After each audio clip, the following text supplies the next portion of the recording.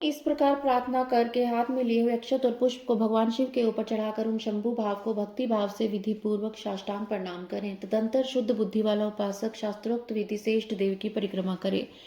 फिर श्रद्धा पूर्वक स्तुतियों द्वारा देवेश्वर शिव की स्तुति करे। इसके बाद गला बजाकर अर्थात गले से अव्यक्त शब्द का उच्चारण करके पवित्र एवं विनीत चित्त वाला साधक भगवान को प्रणाम करे। फिर आदर पूर्वक विज्ञप्ति करे और उसके साथ बाद विसर्जन। मुनिवरों, इस प्रकार विधि पूर्वक पार्थिव पूजा बताई गई है, वह भोग और मोक्ष देने वाली तथा भगवान शिव के प्रति भक्ति भाव को बढ़ाने वाली है।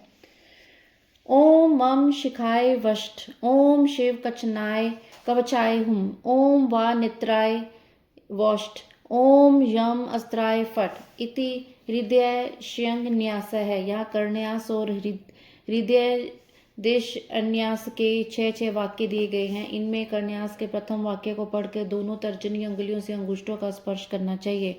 शेष वाक्य को पढ़कर अंगुष्ठों से तर्जनी आदि अंगुलियों का स्पर्श करना चाहिए। इस प्रकार अग्न्यास में भी दाहिने हाथ से हृदय आदि अंगों का स्पर्श करने की विधि है। केवल कवच न्यास में दाहिने हाथ से बाईं भुजा और बाएं हाथ से दाईं भुजा का स्पर्श करना चाहिए।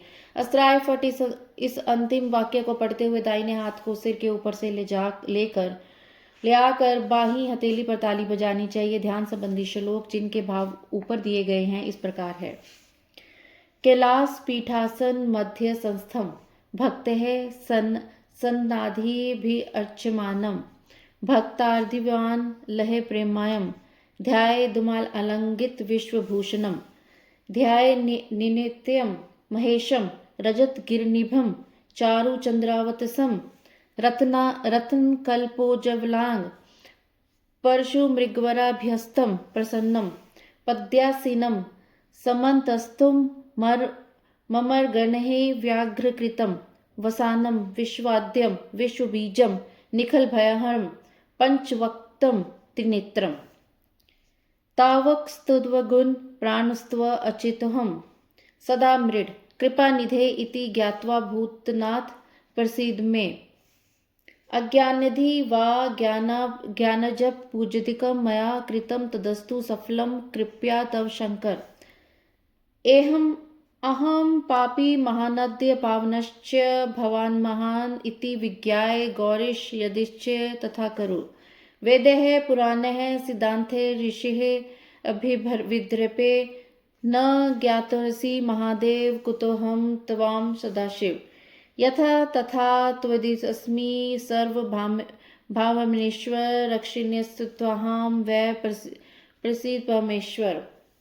पार्थिव पूजा की महिमा, शिव नैवेद्य भक्षण के विषय में निर्णय तथा बिल का महत्व।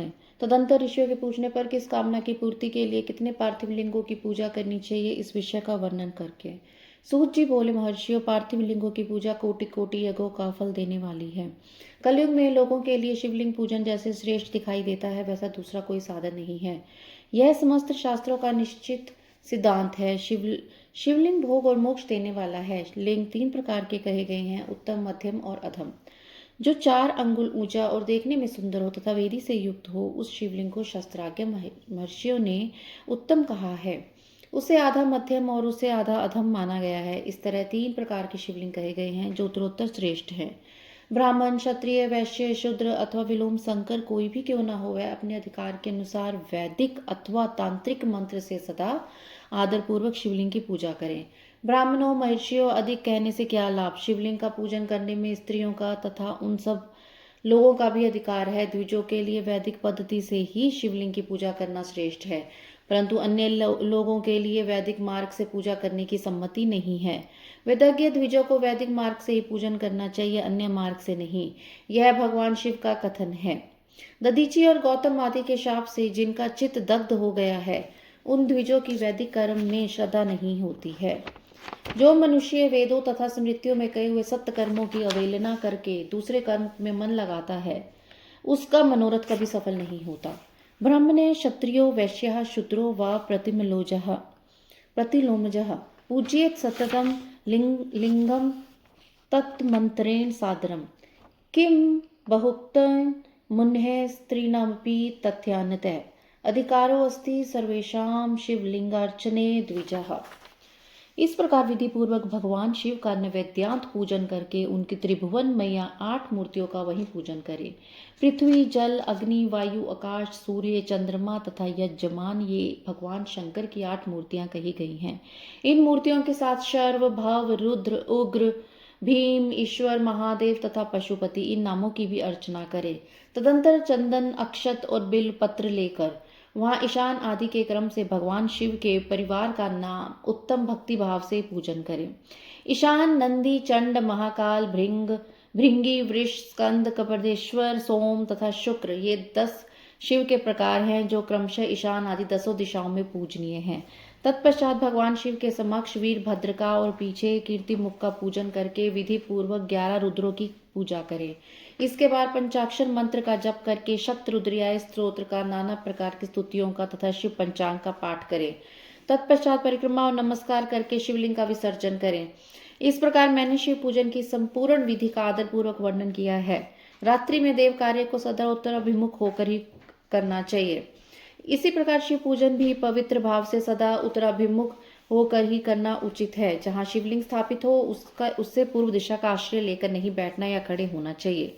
यो वैदिक मनावृत्त्य कर्म स्मार्त मथापि वा अन्येत समाचर मृत्योः न संकल्प फलम लभ्येत।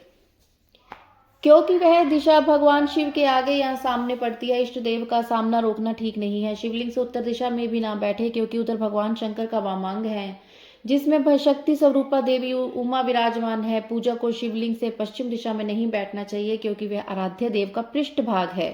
पीछे की ओर से यथार्थ पूजा नहीं करनी चाहिए। अतः अविष्ट दक्षिण दिशा ही ग्राह्य है, उसी का आश्रय लेना चाहिए। तात्पर्य यह है कि शिवलिंग से दक्षिण दिशा में उत्तराभिमुख होकर बैठे और पूजा करें। विद्वान पुरुष को चाहिए कि वह भस्म का त्रिपुंड लगाकर, रुद्राक्ष की माला लेकर तथा बिल पत्र का संग्रह करके ही भगवान शंकर की पूजा करे, इसके बिना नहीं। मुनिवरों, शिव पूजन आरंभ करते समय माफ करना गुरुजी, यदि भस्म न मिले तो मिट्टी से भी ललाट में त्रिपुंड अवश्य कर लेना चाहिए। ऋषि बोले, मुने, हमने पहले से ही यह बात सुन रखी है कि भगवान शिव का नैवेद्य नहीं ग्रहण करना चाहिए। इस विषय में शास्त्र का निर्णय क्या है, यह बताइए।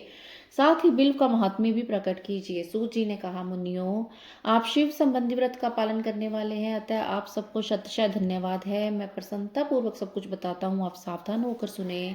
जो भगवान शिव का भक्त है, बाहर भीतर से पवित्र और शुद्ध है, उत्तम व्रत का पालन करने वाला तथा दृढ़ निश्चय से युक्त है, वह शिव नैवेद्य का अवश्य भक्षण करें। भगवान शिव का नैवेद्य ग्राह्य है, इस भावना को मन से निकाल दें। शिव के नैवेद्य को देख लेने मात्र से सारे पाप दूर भाग जाते हैं। उसको खा लेने पर तो करोड़ों पुण्य अपने भीतर आ जाते हैं। आए हुए शिव नैवेद्य को सिर झुकाकर प्रसन्नता के साथ ग्रहण करें और प्रयत्न करके शिव स्मरण पूर्वक उसका भक्षण करें।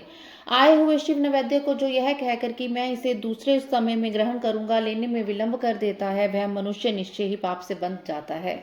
जिसने शिव की दीक्षा ली हो, उस शिव भक्त के लिए वह शिव नैवेद्य एक अवश्य भक्षणीय है, ऐसा कहा जाता है।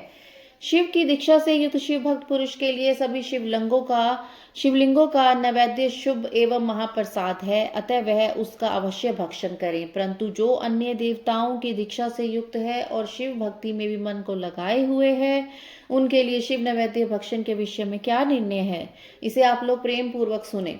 ब्राह्मणों, जहाँ से शालग्राम शिला की उत्पत्ति होती है, वहाँ के उत्पन्न लिंग में, रस लिंग, पारद लिंग में, पाषाण, रजत तथा स्वर्ण से निर्मित लिंग में, देवताओं तथा सिद्धों द्वारा प्रतिष्ठित लिंग में, केसर निर्मित लिंग में, स्फटिक लिंग में, रतन निर्मित लिंग में तथा समस्त ज्योतिर्लिंगों में विराजमान भगवान शिव के नैवेद्य का भक्षण चंद्रायन व्रत के समान पुण्यजनक है। ब्रह्म हत्या करने वाला पुरुष भी यदि पवित्र होकर शिव निर्माल्य का भक्षण करके उसे सिर पर धारण करे तो उसका सारा पाप शीघ्र नष्ट हो जाता है। और पर वहां चंडका का अधिकार है, वहां जो शिव निर्माल्य हो उसे साधारण मनुष्य को नहीं खाना चाहिए। जहां चंडका अधिकार नहीं है, वहां के शिव निर्माल्य का सभी को भक्ति पूर्वक भोजन करना चाहिए।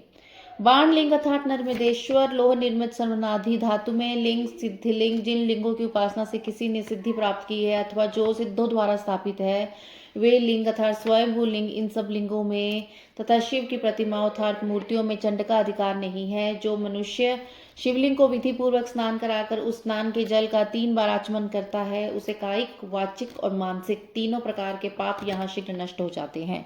जो शिव नैवेद्य पत्र, पुष्प, फल और जल अग्राह्य है, वह सभी भी शालग्राम शिला के स्पर्श से पवित्र ग्रहण के योग्य हो जाता है। मुनीश्वरों, शिवलिंग के ऊपर चढ़ा हुआ जो द्रव्य है वह अग्राह्य है। जो वस्तु लिंग स्पर्श से रहित है अर्थात जिस वस्तु को अलग रखकर शिव जी को निवेदित किया जाता है, लिंग के ऊपर चढ़ाया नहीं जाता, उसे अत्यंत पवित्र जानना चाहिए। मुनिवरों, इस प्रकार नैवेद्य के विषय में शास्त्र का निर्माण बताया गया है। अब तुम लोग सावधान हो, आदर पूर्वक बिल्व का महात्म्य सुनो। यह बिल्व वृक्ष महादेव का ही रूप है, देवताओं में भी इसकी स्तुति की है। फिर किसी तरह से इसकी महिमा कैसे जानी जा सकती है? तीनों लोकों में जितने पुण्य तीर्थ प्रसिद्ध हैं, वे संपूर्ण तीर्थ बिल्व के मूल भाग में निवास करते हैं। जो पुण्य आत्मा मनुष्य बिल्व के मूल में लिंग स्वरूप अविनाशी महादेव जी का पूजन करता है, वह निश्चय शिवपुत को प्राप्त होता है। जो बिल्व की जड़ के पास जल से अपने मस्तक को सींचता है, वह संपूर्ण तीर्थों में स्नान का फल पा लेता है, वो और वही इस भूतल पर पावन माना गया है। इस बिल्व की जड़ के परम उत्तम थाले को जल से भरा हुआ देखकर महादेव जी तुरंत संतुष्ट होते हैं। जो मनुष्य गंध, पुष्प आदि से बिल्व के मूल भाग का पूजन करता है, वह शिवलोक को पाता है और इस लोक में भी उसकी सुख संतति बढ़ती है। जो बिल्व की जड़ के समीप आदर पूर्वक दीपावली जलाकर रखता है, वह तत्व ज्ञान से संपन्न हो भगवान महेश्वर में मिल जाता है। जो बिल्व की शाखा थामकर हाथ से उसके नए नए पल्लव उतारता और उनसे उस बिल्व की पूजा करता है, वह सब पापों से मुक्त हो जाता है।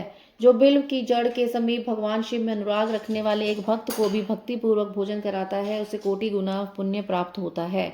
जो बिल्व की जड़ के पास शिव भक्त को खीर और घृत से युक्त अन्न देता है, वह कभी दरिद्र नहीं होता। ब्राह्मणों, इस प्रकार मैंने सांगोपांग शिवलिंग पूजन का वर्णन किया है। यह प्रवृत्ति मार्गी तथा निवृत्ति मार्गी पूजकों के भेद से 2 प्रकार का है। प्रवृत्ति मार्गी लोगों के लिए पीठ पूजा इस भूतल पर संपूर्ण अभिष्ट वस्तुओं को देने वाली होती है। प्रवृत्त पुरुष सुपात्र गुरु आदि के द्वारा ही सारी पूजा संपन्न करें और अभिषेक के अंत में अग्नि के चावल से बना हुआ नैवेद्य निवेदन करें। पूजा के अंत में शिवलिंग को शुद्ध संपुट में विराजमान करके घर के भीतर कहीं रख दें। निवृत्ति मार्गी उपासकों के लिए हाथ पर ही शिव पूजन का विधान है। उन्हें भिक्षा आदि से प्राप्त अपने भोजन को नैवेद्य रूप में निवेदित कर देना चाहिए। निवृत्ति पुरुषों के लिए सूक्ष्म लिंग ही श्रेष्ठ बताया जाता है। वे विभूति से पूजन करें और विभूति को ही नैवेद्य रूप में निवेदित भी करें। पूजा करके उस लिंग को सदा अपने मस्तक पर धारण करें।